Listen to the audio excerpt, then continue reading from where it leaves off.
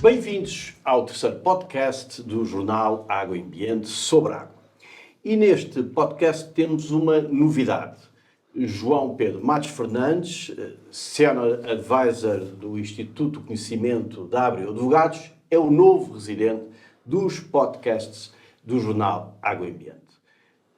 Com a nomeação para presidir ao Conselho da Administração do Grupo Águas de Portugal, pelo Governo, António Carmona Rodrigues decidiu suspender a sua participação nos podcasts. Sai Ronaldo, entra Messi. Muito agradeço ao João Pedro a sua participação nos nossos podcasts, na qualidade de residente. E como nosso convidado, temos uma verdadeira lenda viva do setor português do ambiente, Pedro Serra, que hoje exerce funções de consultadoria. Muito obrigado também pela sua participação. E é verdadeiramente uma Dream Team, esta equipa que vai hoje corporizar o nosso podcast sobre água. Equipa essa que remata com Diogo Faria de Oliveira, que é administrador da Defining Future Options. É esta a nossa equipa para o nosso terceiro podcast. Como tema, a nova estratégia para a água anunciada pelo Governo e o alívio das medidas de controle do consumo de água no Algarve.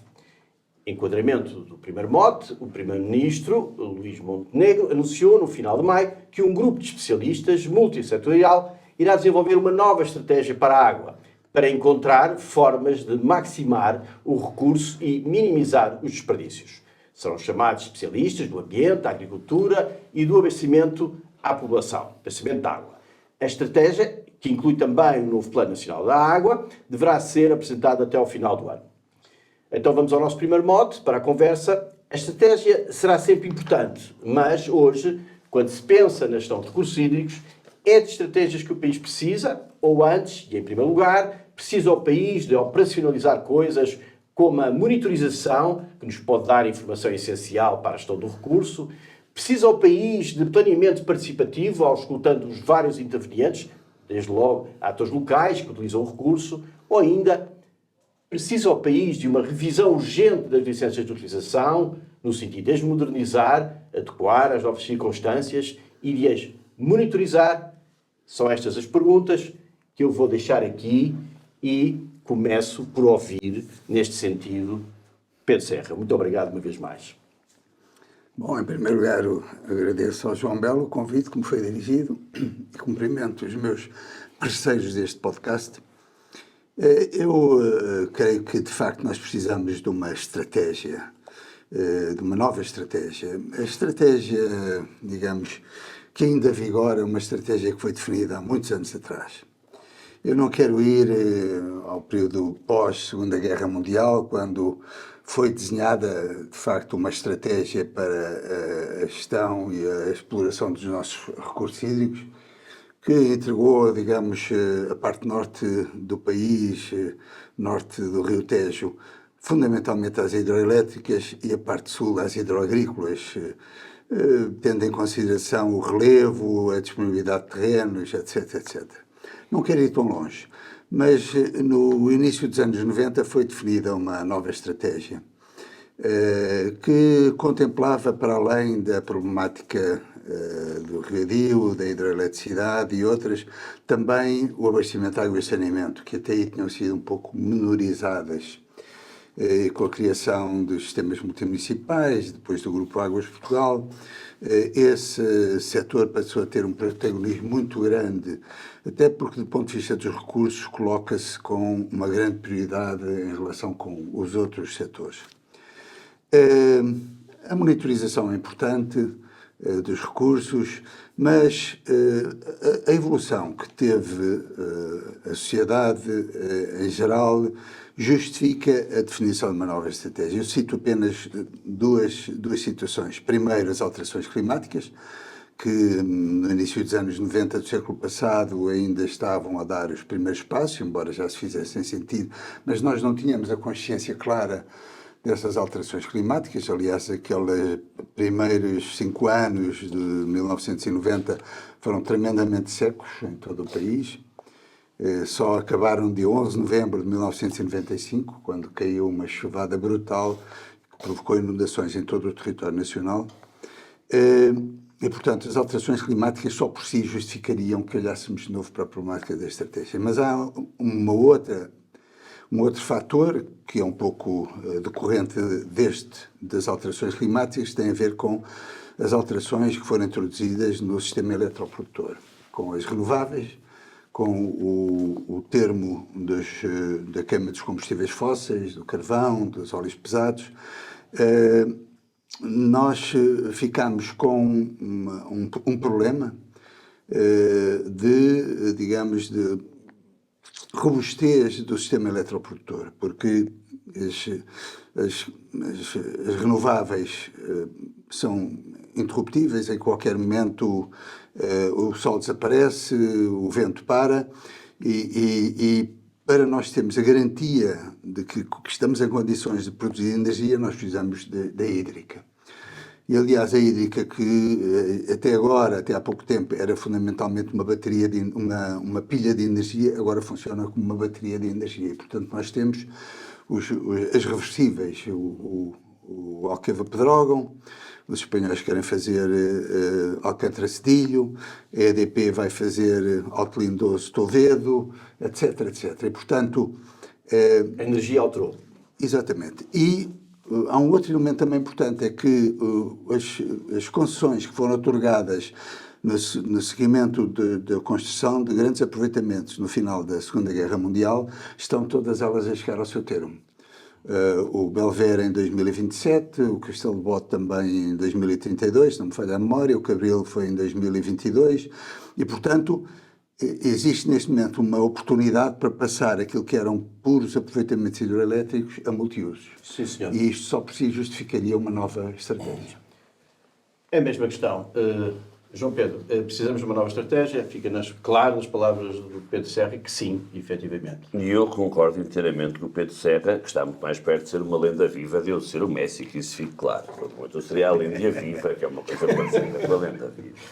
Sim, nós precisamos de uma nova estratégia. E precisamos de uma nova estratégia porque a estratégia que temos, e que obviamente eu não sei contar tão bem como o Pedro Serra, mas é uma estratégia muito baseada em quanta água precisamos. E, de facto, nós temos de ter uma estratégia que se funde numa pergunta diferente, que é quanta água temos disponível. E isso obriga, de facto, a um novo olhar. Nós temos de ter uma nova estratégia muito mais pensada na procura do que na oferta, e a que tivemos é, de facto, pensada na oferta, e que reconheça que a água é nossa e dos ecossistemas, ou seja, uma estratégia que tem que ser muito menos antropocêntrica. E é isso que eu acho que faz falta. Nós, nos planos que temos, nomeadamente os planos de bacia hidrográfica, que têm uma relevância enorme, não tenho a mais pequena dúvida, eles foram sempre muito descalços de uma visão quantitativa, isto é, de facto, quanto à água é que nós temos e que água podemos usufruir. Nesse aspecto, há não muitos anos, há 2, 3 anos, liderado pelo Rodrigo Oliveira, foi feito um trabalho muito interessante que nos diz por bacia hidrográfica e por subbacia hidrográfica, de facto, qual é a água que temos disponível, como é que ela se projeta no futuro, sabendo que vamos ter menos água e que usos são possíveis com essa mesma água. E eu acho que esta é uma muito boa base numérica, até porque penso que é relativamente difícil discutir nos números, nas opções, claro, que muito há para discutir, e eu acho que é, de facto, uma belíssima base para definir esta nova estratégia, onde, decididamente, nós não podemos andar à procura da água que não temos. Hoje temos cerca de menos 20-25% da disponibilidade hídrica do que tínhamos há 20 anos atrás. A perspectiva mais simpática que eu conheço diz que vai acontecer o mesmo nos próximos 15, 20 anos. E por isso temos de ter uma estratégia completamente pensada a partir daquilo que há e não propriamente daquilo que precisamos para, seja qual for, o modelo de desenvolvimento do país. Muito bem. Diogo. Muito bem. Começo também por cumprimentar, dar as boas-vindas ao Mário Fernandes, cumprimentar o Pedro Serra, que já não via também há uns tempos. Parece que estamos todos de acordo. Eu também acho que é muito importante ter uma nova estratégia. Muito do que já foi dito, bom, não tão longe como foi o Pedro Serra, mas muito do que já foi dito eu não vou repetir, vou tentar ser dar aqui alguns dados concretos. Portanto, o último Plano Nacional da Água é de 2016 e diz o decreto que ele vigora durante 10 anos e diz também o decreto que tem de ser revisto ao fim de 8 anos. Portanto, em 2024 tem de ser revisto. Só esta era uma boa razão, não é? Cumprir a lei, essa é uma boa razão.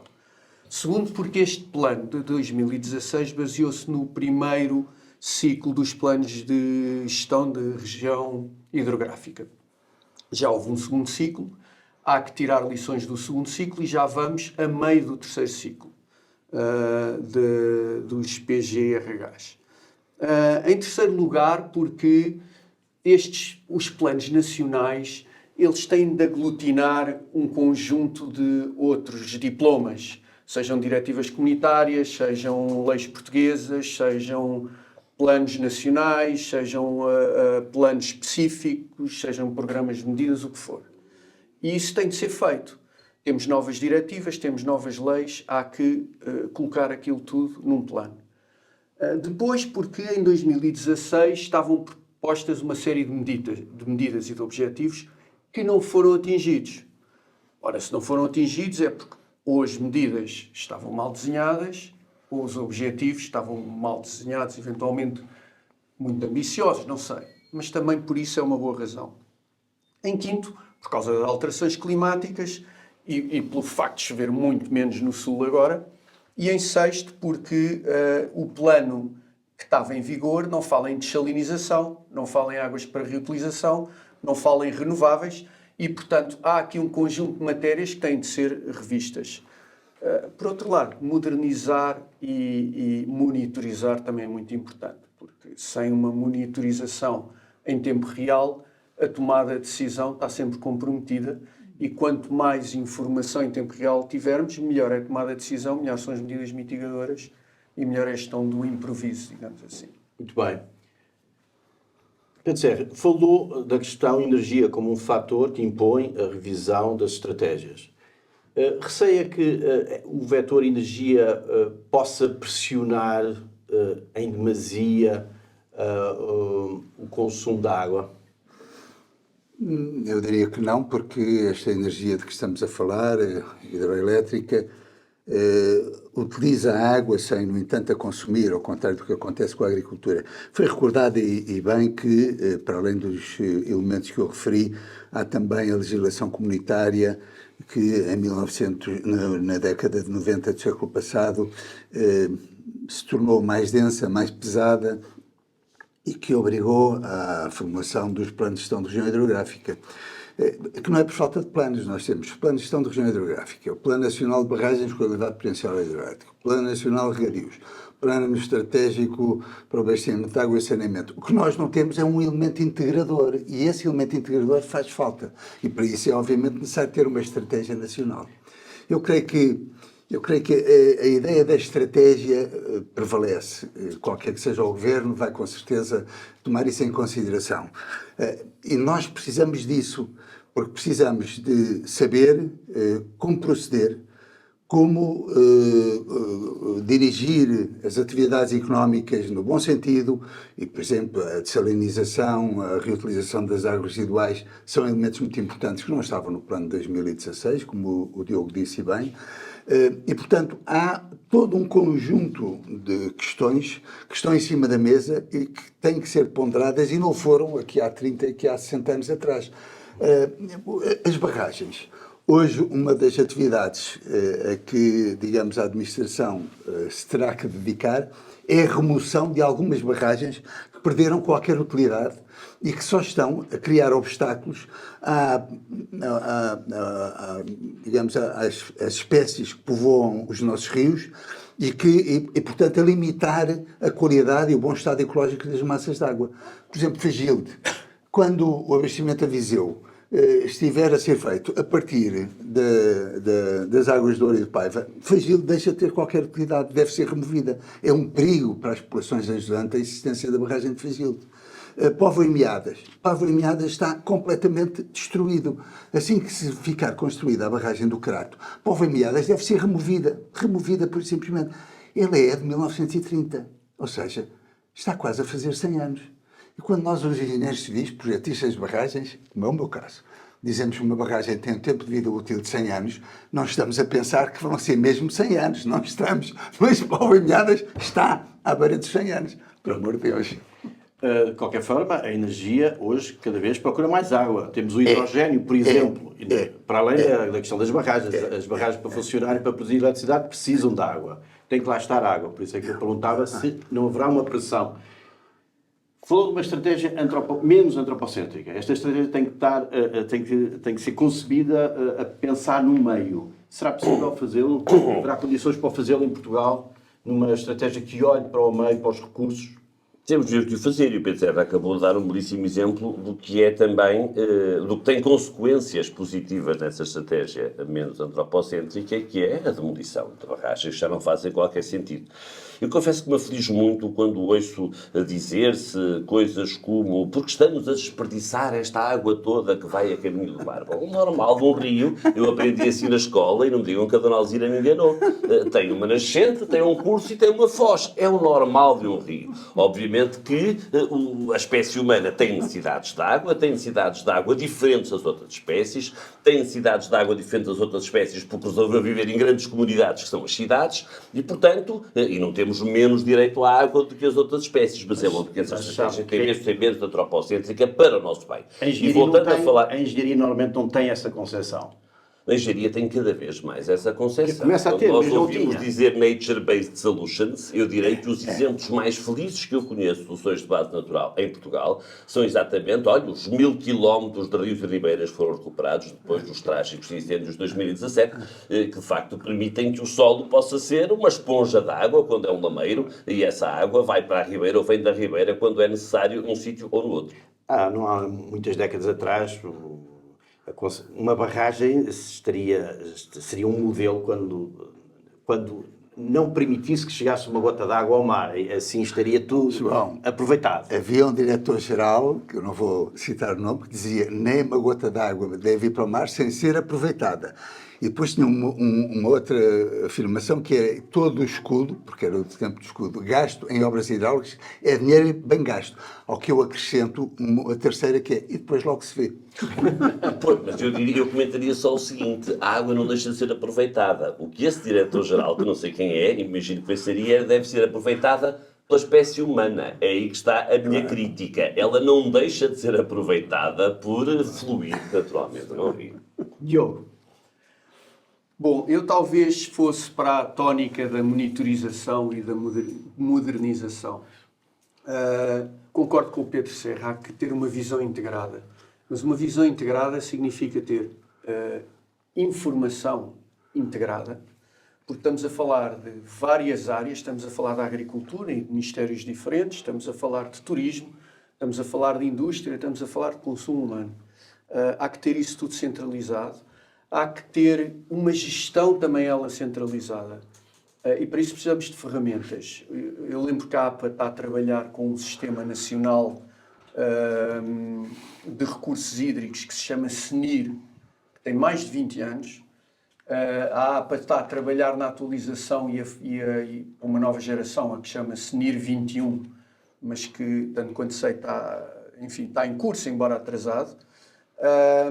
Há que pegar nesta informação e integrá-la com a monitorização, fazer aquilo que se chama Internet of Things e começar a usar as ferramentas e a monitorização das massas de água em paralelo. Isto eu volto a dizer, é muito importante para que se possa tomar a decisão, para que se possa mitigar os efeitos das alterações climáticas. E isto, quando mais depressa se fizer, melhor conseguimos reagir.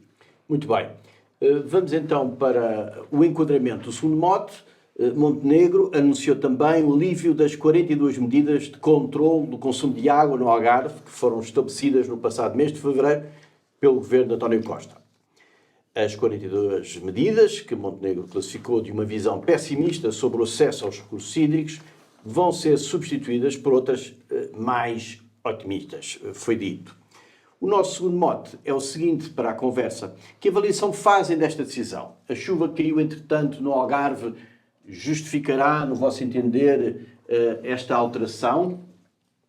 que foi rápida. Com franqueza, eu acho que esta medida é uma temeridade, ainda que possa haver números, com certeza, que lhe possam dar suporte, eu acho que é uma temeridade, porque nós não podemos ter uma visão otimista para a gestão de recursos hídricos no sul do país. Não digo que vamos ter uma visão pessimista, e ficaria sempre mal a um primeiro-ministro apelar a uma visão pessimista. Mas temos de ter uma visão muito, muito, muito realista. Ouçam, a seca no Algarve não é uma questão de chover mais ou chover menos. Ela é, de facto, já um absolutamente estrutural e, portanto, não é porque temos um bocadinho mais hoje que a podemos gastar. É verdade que, e da minha experiência, da experiência que eu tive, chove sempre no Carnaval, chove sempre muito no Carnaval. No Carnaval, no Primavera Sound e no Paredes de Coura, há 3 momentos do ano, São Pedro não gosta destas coisas. Digo que chove sempre no Carnaval, imagino que o anterior governo tenha sido, se calhar, demasiado prudente ao anunciar o que anunciou, se calhar devia ter esperado mais um mês para o poder fazer, porque de facto veio mais chuva. Mas eu acho que claramente o sentido é o sentido da prudência e nunca o sentido oposto. Assim sendo, eu acompanho mais aqueles que disseram é preciso restringir do que aqueles que dizem vamos agora ter uma visão otimista. Muito bem. Pedro Serra, visão. Bom, eu tenho uma visão que não se afasta muito daquela que o João Pedro Matos Fernandes acaba de enunciar. De facto, o Algarve vive uma situação de escassez estrutural, já não é conjuntural.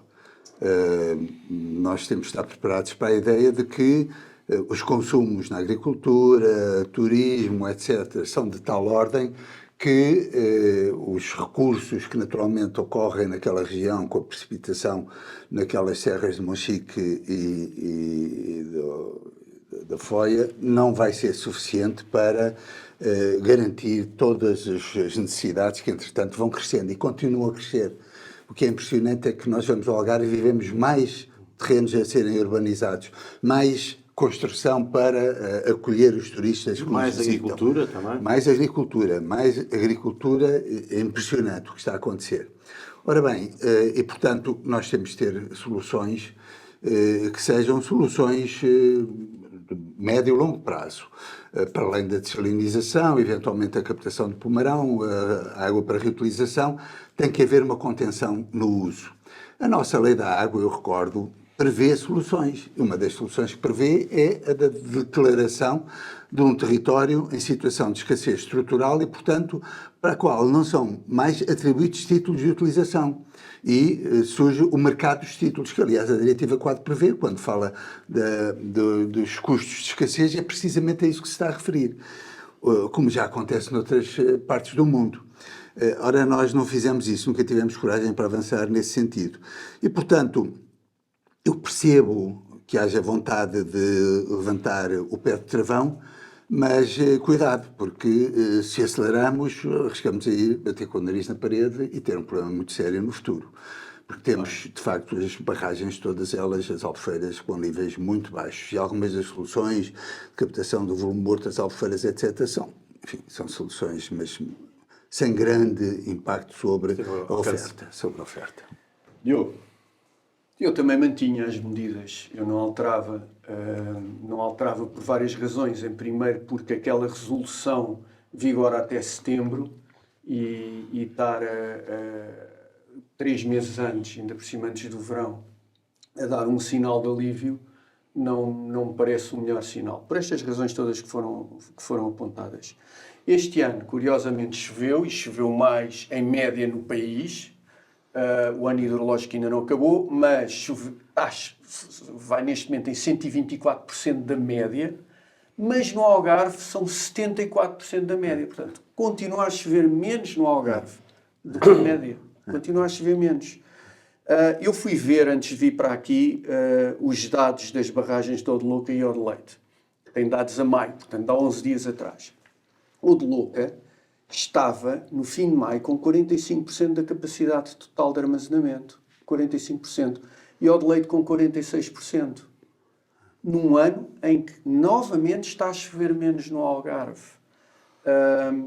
Por isso acho que seria prudente manter estas medidas. Embora algumas, enfim, para uma resolução que termina em 30 de setembro possam não fazer sentido, como, por exemplo, levar água dessalinizada para as Albufeiras, nomeadamente de Santa Clara e uma outra. Quer dizer, aquilo não é uma medida para sempre aplicar até 30 de setembro deste ano, e provavelmente nem 30 de setembro do ano próximo. Um metro cúbico tinha que ser, de facto, utilizada para coisas que tivessem grande valor acrescentado. Não só dessalinizar, como metê-la lá. E, portanto, se calhar essas medidas, ou o selo de eficiência hídrica, é uma coisa que é um objetivo, mas não é uma medida de emergência para tomar até 30 de setembro. Portanto, uma ou outra podia sair, mas eu manteria as coisas como estão. Muito bem. Conhecem cenários relativamente à evolução da procura de água no Algarve, por força de um setor como é o turismo, essencial para a nossa economia, é estrutural para o país, do ponto de vista económico, e também por força da pressão da agricultura, porque o Algarve é muito procurado, nomeadamente pelos nossos vizinhos, para a produção agrícola. Conhecem-se cenários sobre essa evolução? Sim. O que é que poderá ser essa evolução? Há cenários, aliás, as medidas foram tomadas pelo anterior governo, foram tomadas com base em cenários que estavam desenhados e com, aliás, uma muito forte participação dos representantes de todos esses setores. Uma comissão de seca que está criada, enfim, de acordo com aquilo que, aliás, que determina a legislação nacional, com representantes da agricultura, dos municípios, do turismo, etc., e que, precisamente, olharam para aquilo que foi a evolução dos últimos anos e para as projeções que na altura estavam disponíveis e desenharam esses cenários. Aliás, as medidas foram tomadas tendo em linha de conta esses cenários. Agora, temos é que ver, porque nós corremos ali o risco muito sério de termos uma situação de escassez que se vai arrastar por muitos anos. Porque, por exemplo, quando se fala em buscar água à Albufeira de Santa Clara, por amor de Deus, quer dizer, Santa Clara já não consegue garantir o abastecimento de água de Mira e vamos buscar água a Santa Clara para o Algarve, não creio que faça qualquer sentido. Mesmo o Pomarão depende, porque ainda há uma negociação a fazer com as autoridades espanholas, não sei se vai concretizar ou não. A dessalinização, essa sim, e é uma solução evidente. Os espanhóis têm centenas de salinizadoras no Mediterrâneo. Há meia dúzia de meses atrás, o governo espanhol decidiu que ia fechar o aqueduto Tejo Segura, não ia trazer mais água do Tejo para a bacia de Segura e que os agricultores do Mediterrâneo espanhol iam ter que recorrer às águas dessalinizadas, que, aliás, o governo espanhol está a subsidiar.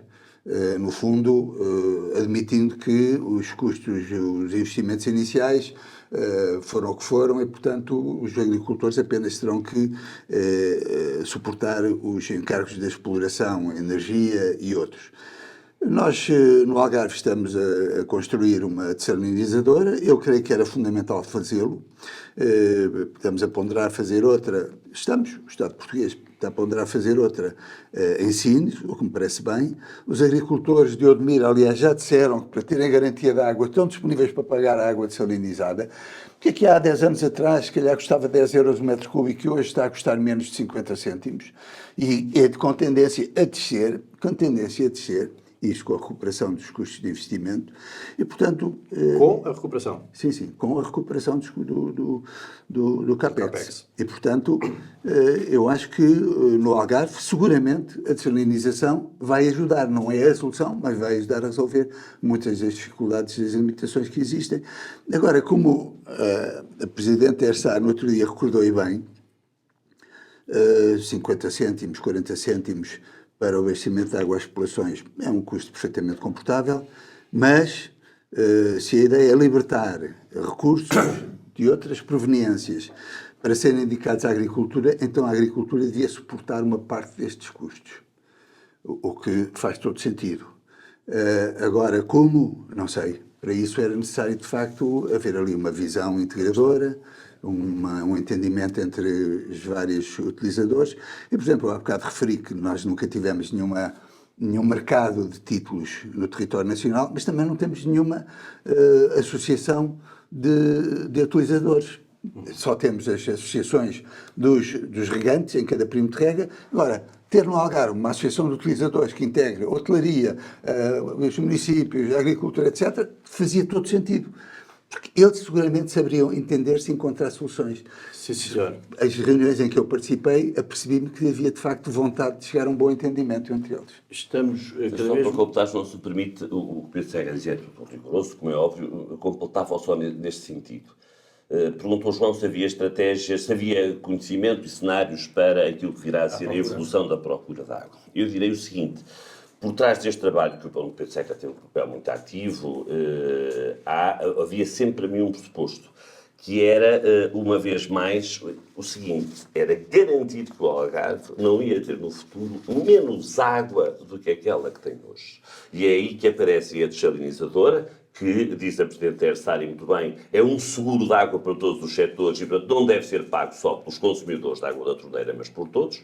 Era a captação, era e é, espero que venha a ser a captação no Pomarão, a estratégia de colocar um conjunto vasto de hectares a produzirem águas residuais que pudessem ser reintroduzidas no sistema, mas repito, tudo isto com o objetivo de assegurar que o Algarve não vai ter menos água no futuro. Nunca vi nenhum cenário em que a disponibilidade hídrica no Algarve aumentasse de maneira a que também a procura pudesse aumentar. Deixe-me só... Pois, o problema é que se o Algarve precisa, ou vai precisar de mais água do que aquela que tem hoje. Mas não a vai ter. Não a vai ter. E, portanto, tem mesmo que, e se a puder ter, é absolutamente conjuntural, é por 1 ou 2 anos em que chove mais, porque o que é essencial é mesmo o Algarve imaginar que não vai viver com menos água do que aquela que tem e que tem que se adaptar a isso mesmo. Sim, senhor. Depois de ouvir Pedro, ocorre-me pensar que estaremos, e isto é uma pergunta para uma resposta muito curta, cada vez mais próximo daquela ideia de ver e de olhar para a água como uma commodity. Ou isto ainda impressiona? Não, a mim não me impressiona nada. Deixa-me só fazer aqui uma observação. Há 20 anos, no Água Ambiente, 20, se não mais, fizemos uma conferência sobre a água, em que o tema da conferência era olhar para a água como uma commodity. Foi um escândalo, porque ninguém concebia que pudéssemos ter essa visão da água. A água era para todos, e tinha que haver para todos. Mas hoje, curiosamente, ou não, é para lá que caminhamos. Deixe-me só acrescentar que, no caso do Algarve, esta resolução introduz um conjunto de medidas de contexto, ok? Mas que é preciso pensar nestas medidas estruturantes que estão a ser aqui faladas. A desalinização, as águas para reutilização, mas também a eficiência. A eficiência tem de entrar, não é só no vocabulário, tem de entrar no impacto que essa eficiência pode ter nas disponibilidades da água e no setor todo algarvio, desde a agricultura ao abastecimento. No caso do abastecimento, há 5 municípios, Alcotim, Castro Marinho, Lagoa, São Brás de Alportel e Silves, têm todos perdas de água, água não faturada, acima de 40%. E todos estes 5 não recuperam os custos pelas tarifas. Ok? Quando se fala em injetar mais 103 milhões, que eu creio que é aquilo que o Luís Montenegro anunciou no Algarve para o setor... que já inclui os investimentos que estavam previstos. Inclui todos, acho que não acrescenta nem €1. Não acrescenta nem €1. Isso acho que eram 300 e qualquer coisa. Sim, não são 103, são mais. Foi anunciado, são mais. Mas inclui, pelo menos, isso, tenho a certeza. Bom, quando se fala em injetar mais dinheiro, tem de se falar num pacto para que haja eficiência. Isto é deitar dinheiro à água novamente. Quer dizer, estar a desalinizar para depois se perder pelos tubos, não faz sentido. Não faz sentido, claro. Para além do custo. Estas perdas no Algarve custam por ano 7 milhões de euros. Muito bem. Okay? Sim, senhor. Só uma última coisa. Força. Que a problemática do Algarve não é nova. Nós é que estamos a olhar para ela de uma forma diferente, devido a esta seca prolongada. Porque em 1972 os serviços hidráulicos elaboraram um plano de abastecimento de água ao Algarve.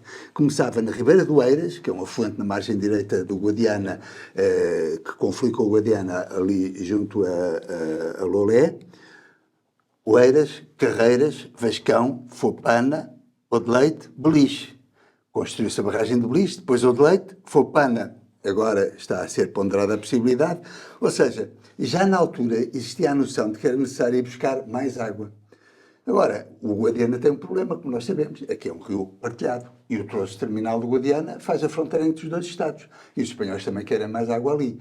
Portanto, vai ser necessária, a tal ideia de ter uma estratégia e ter um plano abrangente tem muito a ver com isto. O Alvito morreu no Tejo quando se decidiu que era um puro aproveitamento hidroelétrico. O Alvito chegou a fazer parte dos planos para o abastecimento de água ao Alentejo na década de 70 do século passado. Sim, senhor. O setor seguramente sob pressão, ainda poderíamos falar de disponibilizar água à Espanha a partir do Alqueva, mas isso será conversa ou será assunto para outro podcast. E passamos agora à parte final da nossa conversa e começamos pelo Pedro, nosso convidado. Começamos pela decisão, a decisão do mês. Eu diria que a decisão do mês é da revisão da estratégia, porque, de facto, nós precisamos ter uma visão estratégica sobre a problemática dos recursos hídricos nacionais, sem perder de vista todas estas questões que aqui foram levantadas. Muito bem. João Pedro. Eu acho que a decisão do mês que resulta do encontro das duas ministras, portuguesa e espanhola, e de trabalhar em conjunto o futuro da gestão do Rio Tejo e Guadiana. Acho que é essencial fazê-lo, porque, de facto, sem Espanha nós não conseguimos ter uma boa solução. E fico muito contente, porque na minha anterior gerência, os deputados do partido que hoje está no governo achavam que isto era ir à Espanha em meia hora, vinham de lá com a Convenção de Albufeira revista, trazendo água que os caminhões de externa não conseguiriam transportar. E, portanto, fico muito contente por, estando agora no poder, terem esta visão tão conscienciosa do problema. Sim, senhor. Diogo. Para mim, a decisão do mês também se prende com esta criação de um grupo de especialistas para fazer uma nova estratégia, para rever o Plano Nacional da Água e, até ao fim do ano, apresentar uma nova estratégia para a água. Eu concordo, acho que com a entrada da palavra resiliência no vocabulário, é preciso transformar esta resiliência em infraestruturas hidráulicas. E agora, a figura do mês, para terminarmos. A figura do mês, para mim, é de facto a nossa Ministra do Ambiente, porque ela percebeu a importância que tem esta problemática e deu alguns passos, como disse o João Pedro Matos Fernandes, no bom sentido. E, portanto, eu diria que é ela. Muito bem.